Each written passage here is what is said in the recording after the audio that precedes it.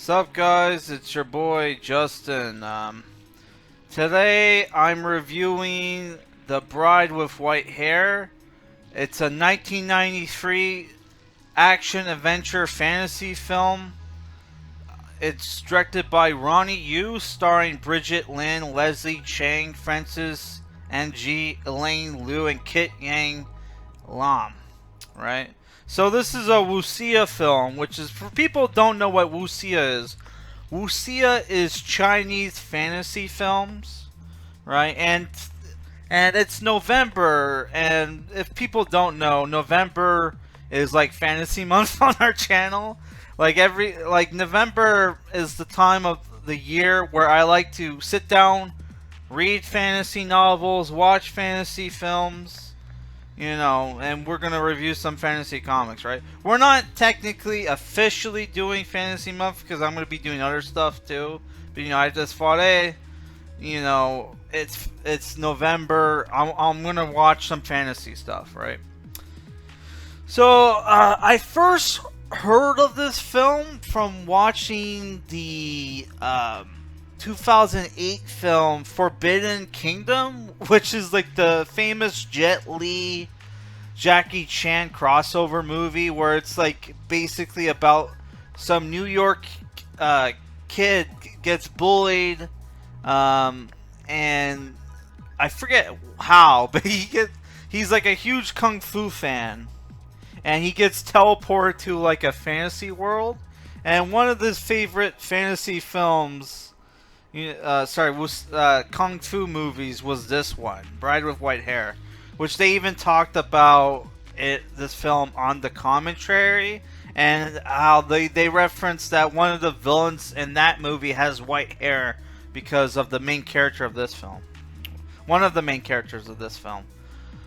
Which we're going to basically ignore characters' names and just call them by their actors' names, because I watched this film like this morning and I totally forgot the characters' names. So the film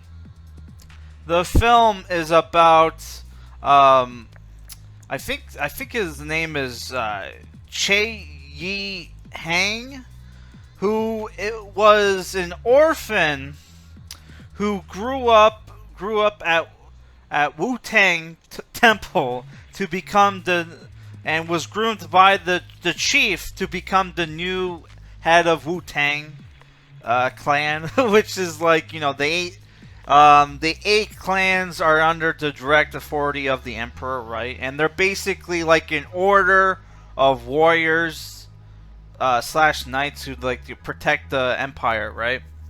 And our main character, which the movie starts off with him, like we get like commentary on like how the emperor is dying, and the only thing that can save him is this flower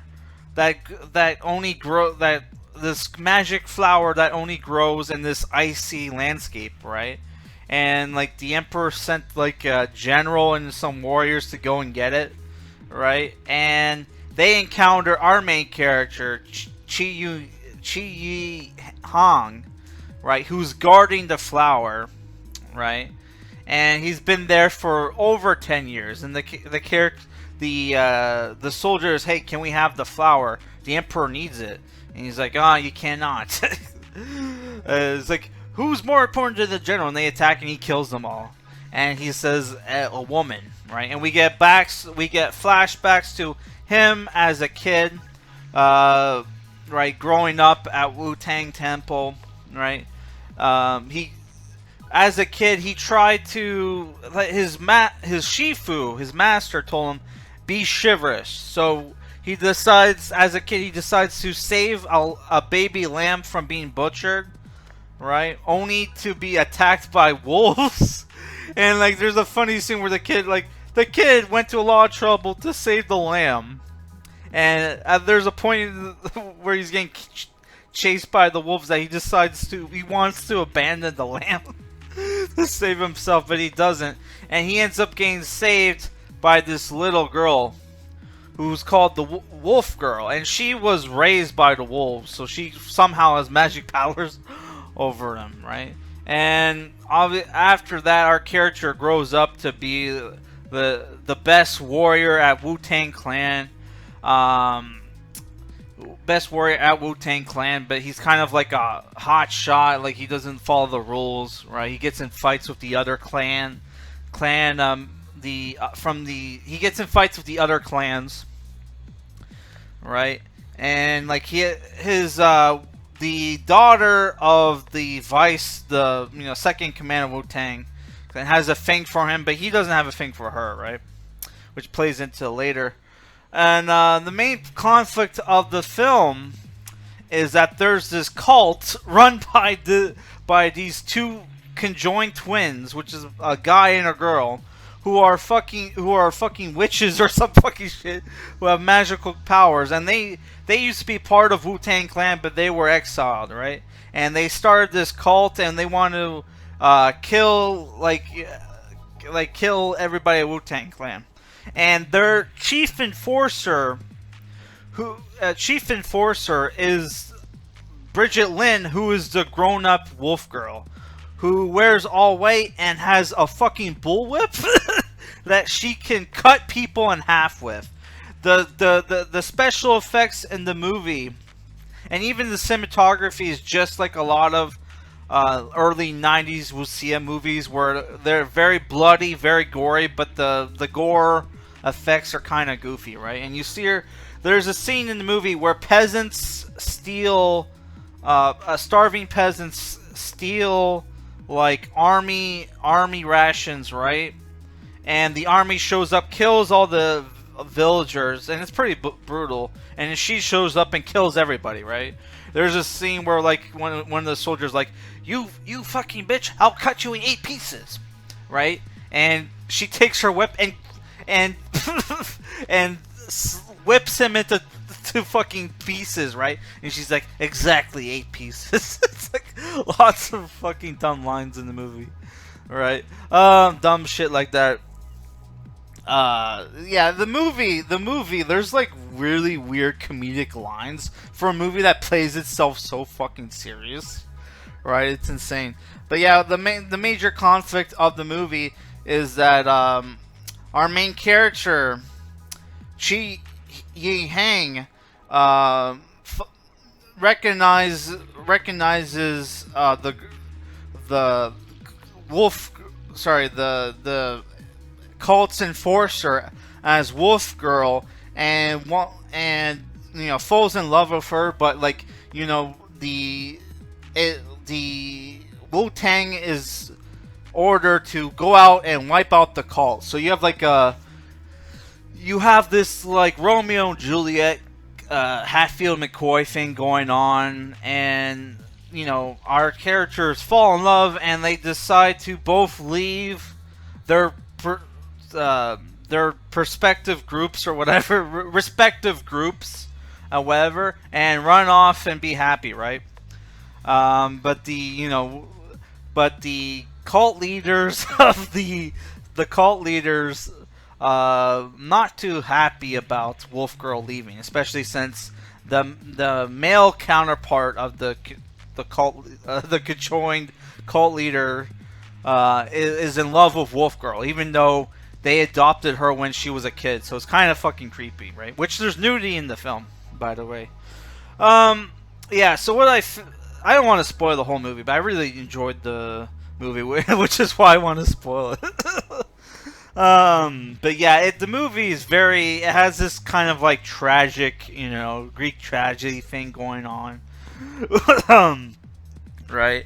And it's not until the end of the movie where the Bridgitte Lin's character gets the white hair, and she basically becomes a witch because, spoiler alerts, the cult, which she left the cult and got beaten the shit out of, right? She had to perform some kind of like ritual of abuse before she was allowed to leave the cult. While that was going on, Wu-Tang Clan, Wu-Tang Clan goes to bring back Shi Hang. What's this called? Hang. Um, Leslie Cheng's character back to Wu-Tang, and they find out everybody is fucking dead. The chief is beheaded, right? And everybody's dead, and Bridgitte Lynn's character shows up, and everybody thinks she did it, right? And you have this fight, and Bridgitte Lynn's character feels betrayed, and she becomes the White Witch, right? And it turns out the cult leader was actually the one who did it, and then they show up, and you have this big battle, right? Which was very over the top, very epic, right? That they have magic fucking powers. And they can still do kung fu, right? Even though they're conjoined, right? So what did I think about the film? Right? The movie is basically, it's like House of Flying Daggers, but if it was shot in the way of, Butterfly and Sword, which is the early 90s Wuxia film, which the movie kind of has this mystical, foggy, cinematography going on, which looks cool. It looks cool. It gives it that fantasy look. Right. The action scenes were good. There is some goofy gore in the movie, and it kind of underplays the serious shit, the serious stuff in the film. Right. There's a scene where where the main character sees one of his younger brothers, right, and he's missing an arm and a leg, and it's supposed to be really holy fuck, man. But it's it's very, very bad special effects. Yeah, and there's a scene where the fucking ghost of the Sifu shows up, right? And at first you're expecting, he's gonna give Leslie Cheung's character some helpful advice. All he does is why didn't you listen to me? all he did was brain him. It's why didn't you listen to me? None of this would have happened. It's what the you came back from heaven or whatever just to give me shit, fucker. Oh my god. that was fucking funny. And the last line of the bad guy was also funny, right? But yeah, it's the thing where the movie, I don't know, it's the thing where beautiful film, not beautiful actually, but it's it tries to be, right? The story was good. I liked the characters. The fucking subtitles was really fucking bad though. There was typos, bad grammar. If I recommend trying to watch if the movie's on Tubi, but sometimes they have a dubbed version. Watch the dubbed version because the fucking subtitles are fucking atrocious. Oh my god. Or maybe go somewhere else to get it. This movie, I'm pretty sure is on DVD. So maybe the DVD will have better subtitles. But yeah, the subtitles was fucking atrocious.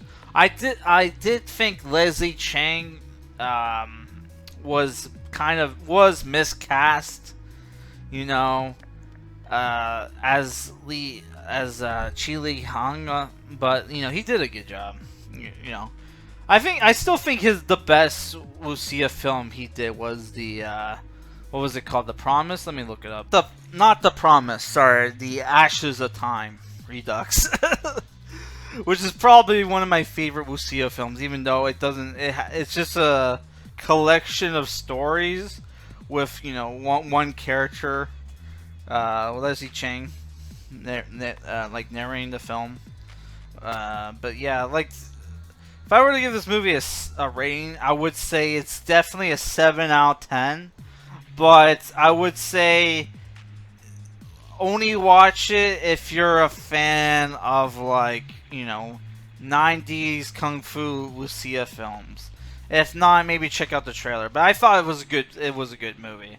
and it was short, right? So yeah, so that's it for this review, guys.